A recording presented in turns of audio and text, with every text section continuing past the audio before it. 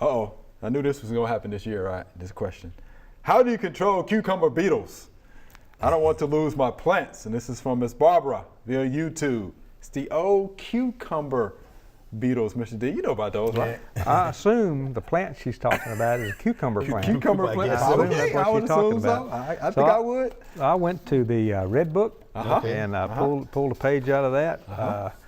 And we have several things listed to control the cucumber beetle in our Red Book. And they range from carbaryl to bifenthrin, zeta-cypermethrin, esfenvalerate, malathion, and permethrin.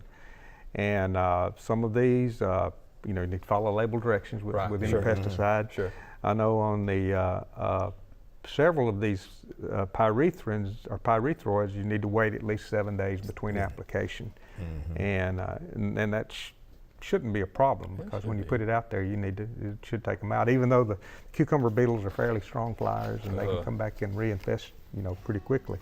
But and they're tough too now. They're real tough. Right. Because in their guts, don't they carry the bacterial wilt? They can carry disease, pathogens that cause other problems. That's true. Thanks for watching. If you liked it, subscribe. We have hundreds of family plot videos for you to view.